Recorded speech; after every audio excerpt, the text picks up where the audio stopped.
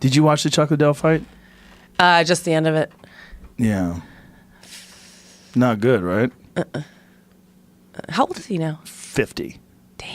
Yeah. So there's hope for me. Oh wait, he lost. Shit. Well, you've never been knocked out the way he's been knocked out so many times. I don't think I've ever been knocked out. Not in the gym, not ever. Flash knockdown. That's it. Knockdown. Yeah. I've had concussions and been knocked out from like falling in the rain and falling off a second floor landing when I was a kid. Right. But in fighting, I never. Chuck's also, I think there was an issue with his style because his style was so aggressive that people could just set, boom, and counter like Rashad Evans did with him. And so you're getting his momentum coming forward and the shot, and he would get flatlined. He doesn't change. No. He doesn't No. evolve.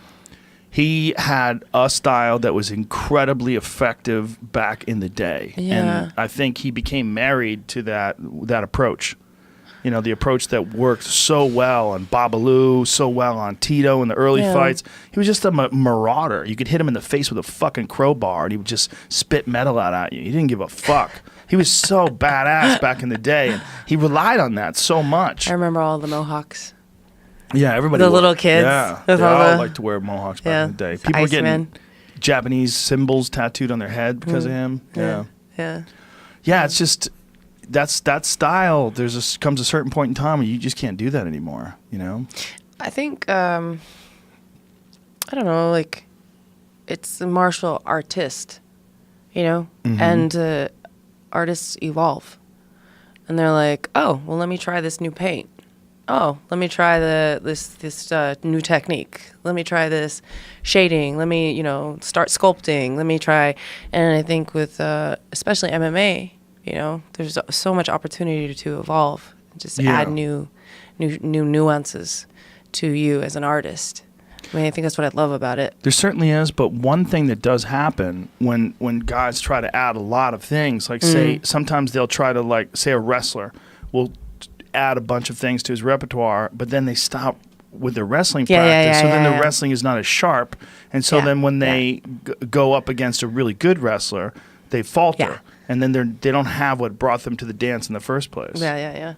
But I think that's just looking at your opponent, what's in front of you, and also like being honest with yourself, and like right now, I'm looking at getting back into fighting, and if I didn't feel the sharpness, I didn't feel the fire. And not just the fire, if I didn't physically feel the sharpness, if I didn't feel the reflexes, I'd have to be honest with myself and say, okay, don't do this. Do you think that you would 100% be capable of being rational and objective about what you can do right now? Yeah. Yeah? Because I don't fight for participation awards. You know what I mean? Like, I'm not like, hey, but there's some UFC fighters that are like, I'm a UFC fighter. Right. Yay, I've made it. Like, that's not really making it. You're just another, like, say, I'm a world champion. I'm the best in the world. I'm a UFC fighter is like a participation medal, basically. Like, level. It shows that you're a very high-level fighter. You're a very high-level professional fighter. Right, but you, in your eyes, you as a champion, that is what's important. You want to be the queen. You want to be the top of the hill. We want to be the best of your best self. Yes, your best self. Yeah. Yeah. I was doing fine. No, you were doing great. Yeah. But there's a reality of the clock. Yeah, for sure. When you look at least historically, everyone outside of Bernard Hopkins. Yeah, he's amazing. Fucking amazing. Holy shit. 46 years old, fighting world class. I mean, I think did he beat Kelly Pavlik when he was like 46? I think he boxed Kelly Pavlik up when he was 46. Nice. And lost to Joe Smith. I think he was 51 by the time we got knocked out and sent out of the cage or out of the ring. Love that guy. Yeah, he's amazing. Yeah. 43. 43 when he fought Pavlik. But he's not when he fought. He's like more conservative now. Yes. When he fights. Well, he's done. But well, he's just recent stuff.